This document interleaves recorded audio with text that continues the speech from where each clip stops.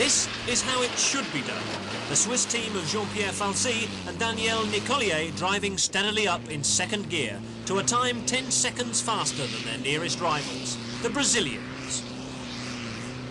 4 teams, the French, German, Spanish and Turkish pairs, all broke differentials during the hill climb and were forced to press on with only 2-wheel drive until spares could be flown in to meet the stricken drivers.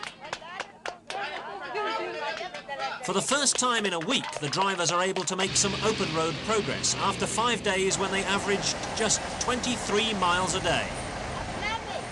In the overall lead are the Italians, who nevertheless have yet to win an individual special task.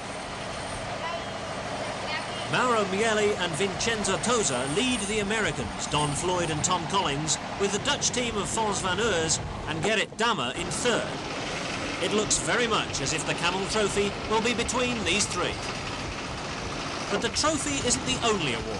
There's also the Team Spirit Award, voted on by the drivers themselves. That goes to the team who've contributed most to the spirit of the event.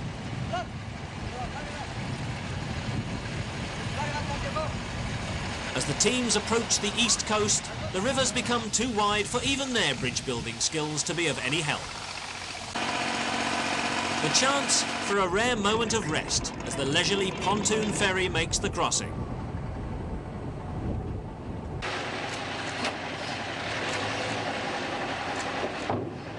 Then it's back on the road again.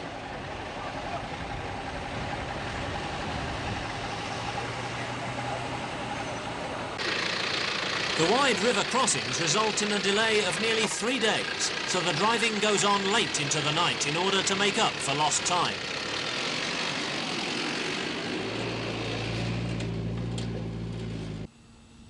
There are delays caused by mechanical troubles too. The British teamsters Ian Chapman and George B lose a lot of time when their Range Rover breaks a gear linkage. While the rest of the convoy presses on, the Turks stay on with the maintenance truck to give assistance to the beleaguered Brits.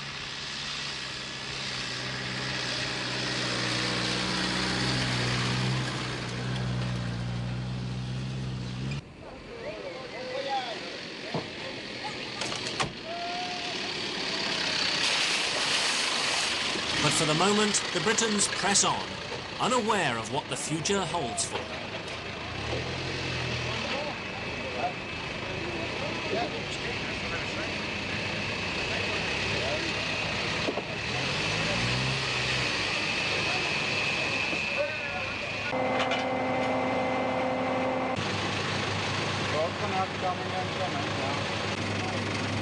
At night, tropical rainstorms make work all the more difficult, but during the days the temperature rarely drops beneath 35 degrees.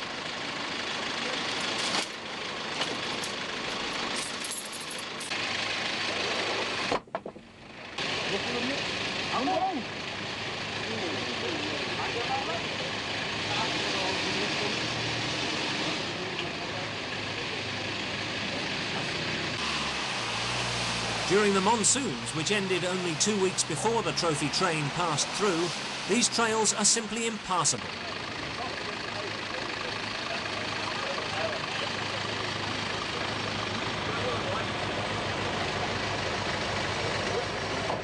Yet another nighttime river crossing in an attempt to get the convoy back on schedule.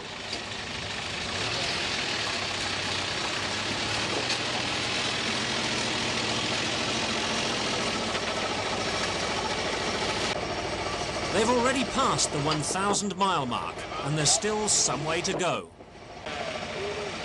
Ahead, 2 more special stages, and some of the most tricky terrain on the trip. They haven't yet waved goodbye to the hard going.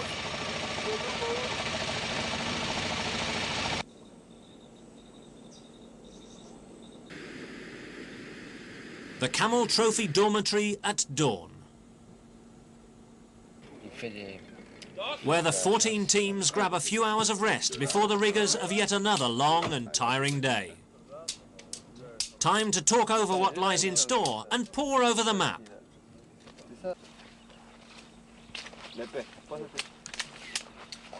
This time there's no ferry, so the Camel Trophy trekkers have no alternative but to find their own.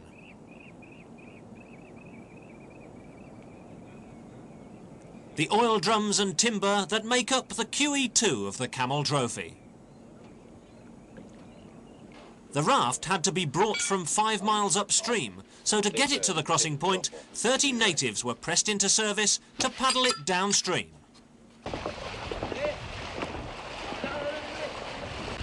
No vehicles had crossed the river here in 30 years.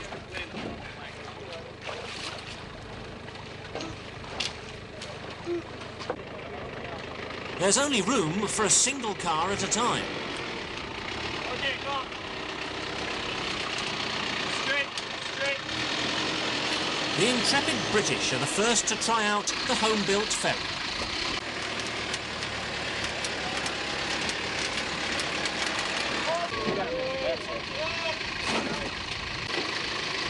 Each crossing would take an hour and a half. Wait here.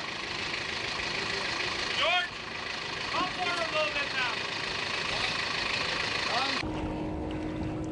now. And with 21 cars to get over the water, that's an awful long time.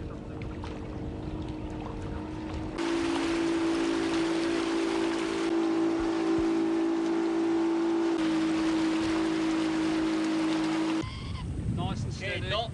Nice and steady. Yeah. Home built or not, the ferry serves its purpose perfectly. And everyone makes the crossing safe and sound. Good. Let it go slow.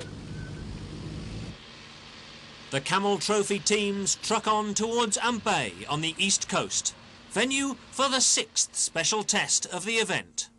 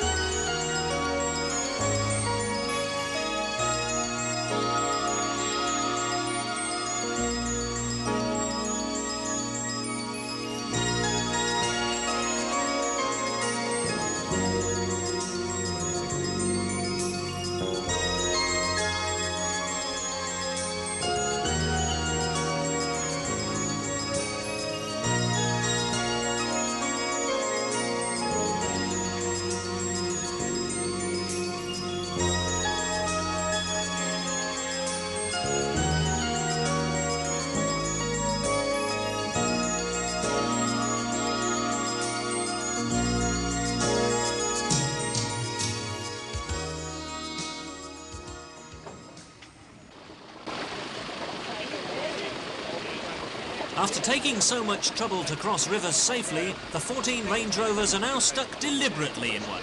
The special task is to get out in the quickest possible time. Go! It's a Le Mans start for the test, which is being run in 2 halves with 7 teams each time.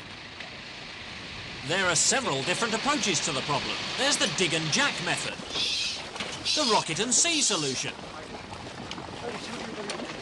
the jack up the back approach, and the plain and simple drive it out and hope for the best. Some go for the sideways shift. But right from the outset, the Americans look in control. They've got the air of men who know just what they're doing. And there's good reason for that. They do. They've practiced this very exercise at home just in case.